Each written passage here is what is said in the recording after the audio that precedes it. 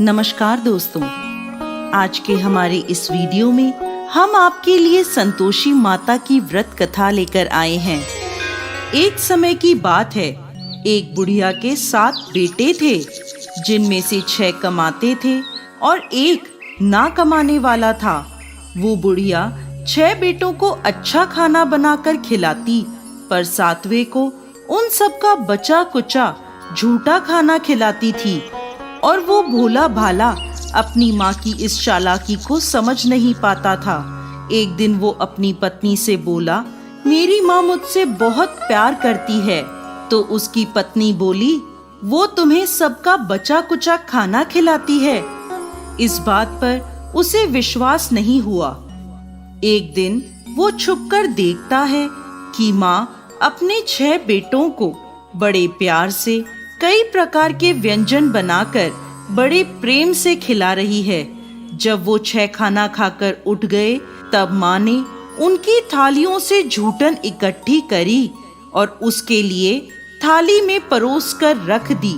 जब वो घर आया तो माँ अपने सबसे छोटे लड़के से बोली, खाना खा ले। वो बोला, माँ मैं भोजन नहीं करूँगा, मैं तो परदेश जा रहा हूँ।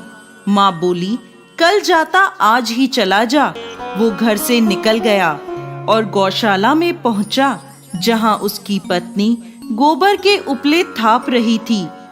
अपनी पत्नी के पास गया और बोला, मैं परदेश जा रहा हूँ, कुछ समय के बाद आऊंगा।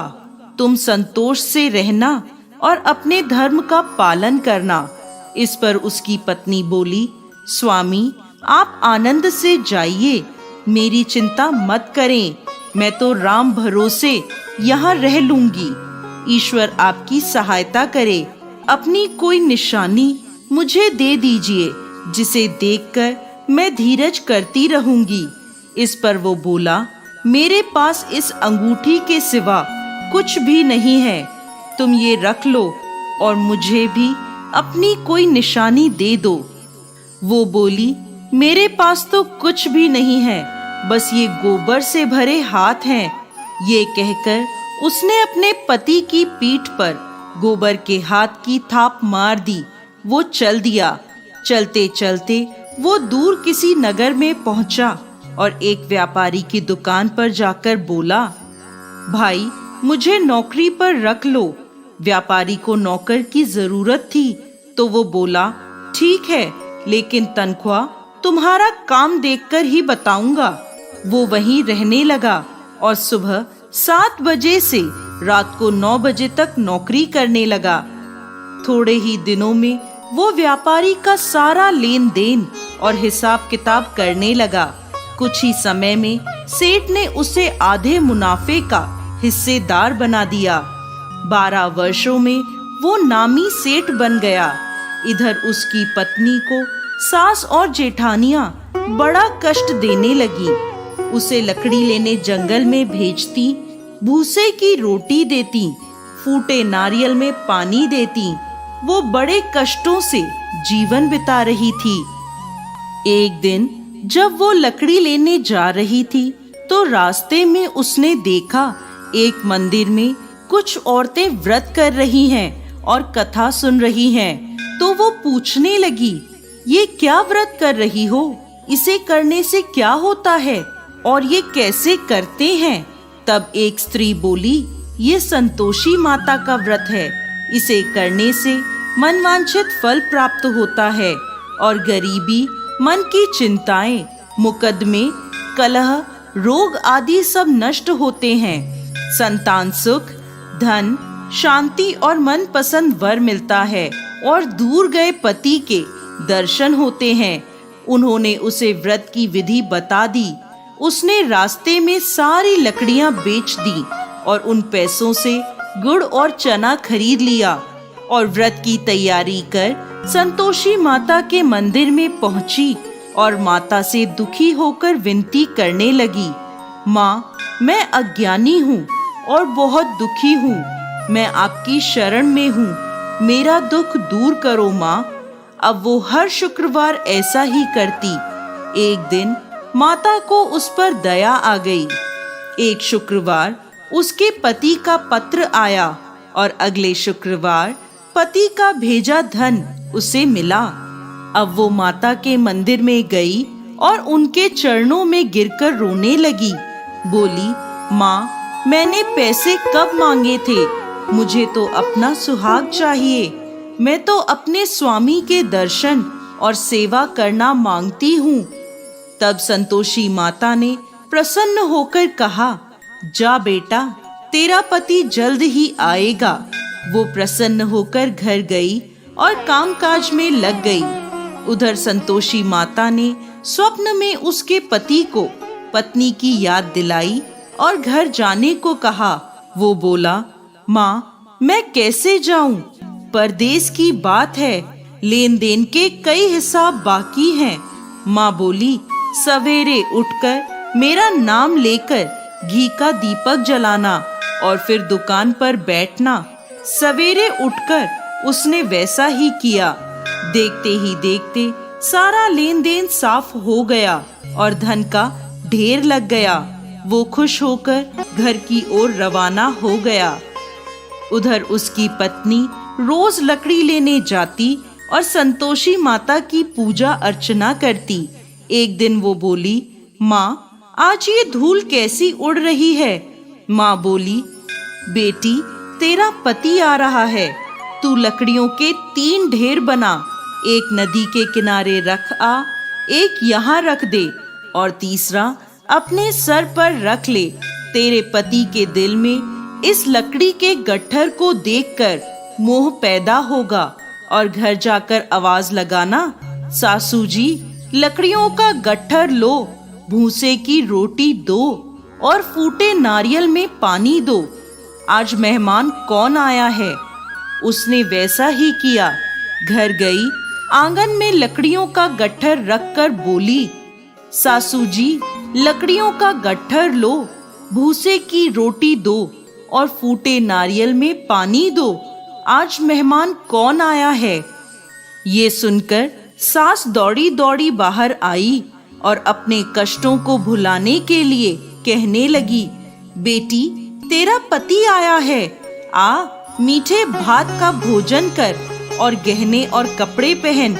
इतने में उसका पति बाहर आया और उसके हाथ में अपनी दी अंगूठी देखकर माँ से पूछने लगा, माँ, ये कौन है? माँ बोली, बेटा, ये तेरी बहू है।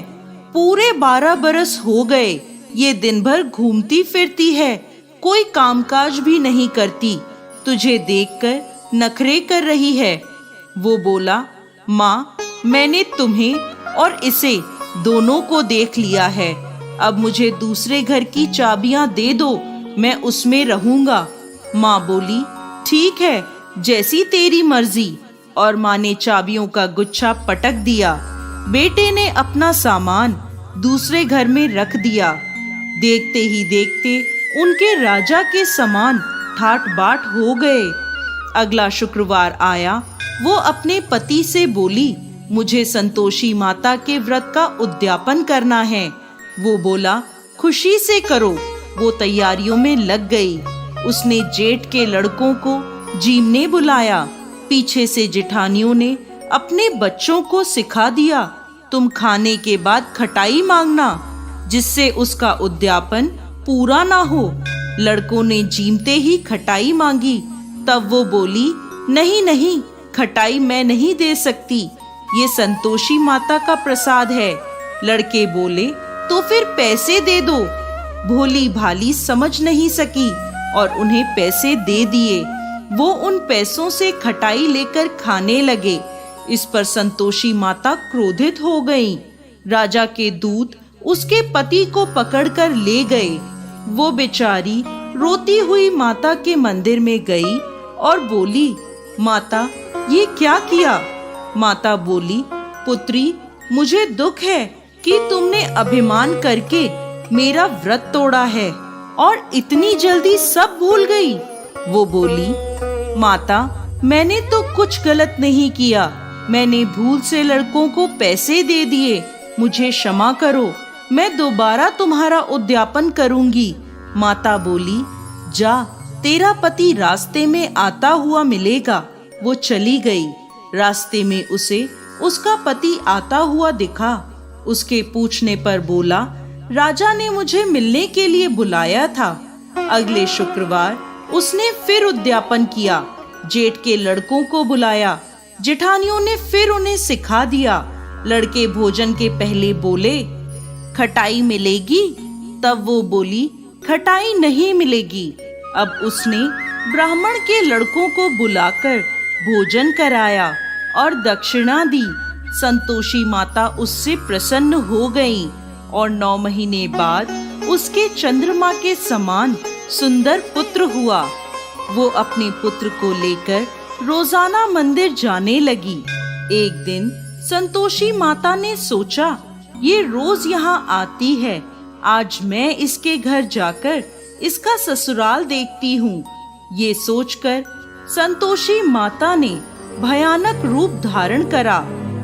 गुड़ व चने से सना मुख, सूंड के समान होठ, जिन पर मक्खियां भिनभिना रही थी, ऐसी सूरत में वो उसके घर गईं।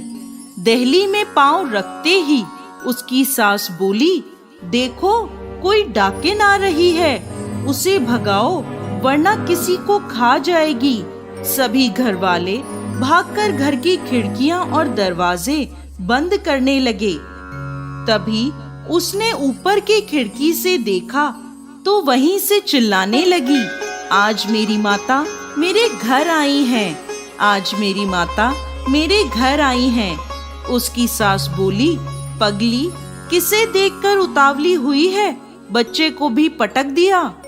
बहू बोली, माता जी, मैं जिन संतोषी माता का व्रत करती हूँ, ये वो माता हैं। ऐसा कहकर उसने सारी खिड़कियां और दरवाजे खोल दिए। सबने संतोषी माता के चरण पकड़ लिए और विनती कर कहने लगे, हे माता, हम मूर्ख हैं, अज्ञानी हैं, पापी हैं। आपके व्रत की विधि हम नहीं जानते। आपका व्रत भंग कर हमने बहुत बड़ा अपराध किया है। हे जगत माता, हमारा अपराध क्षमा करें। माता बहुत खुश हुई। हे संतोषी माता, जिस प्रकार आपने बहू को फल दिया, वैसा ही इस कहानी को कहते, सुनते और हुंकार भरते सबको देना। दोस्तों, संतोषी माता को संतोष, सुख, शांति और वैभव की माता के रूप में पूजा जाता है। माता संतोषी भगवान श्री गणेश की पुत्री हैं। इनका यह व्रत करने से धन, विवाह, संतान आदि भौतिक सुखों में वृद्धि होती है। ये व्रत शुक्ल पक्ष के प्रथम शुक्रवार से शुरू होता है और 16 शुक्रवार तक व्रत कर इसका उद्यापन किया जाता है। गुड़ और चने का भोग माता को लगाया जाता है। ये व्रत करने वालों को खट्टी चीजों को ना ही खाना चाहिए और ना ही हाथ लगाना चाहिए। बोलिए संतोषी माता की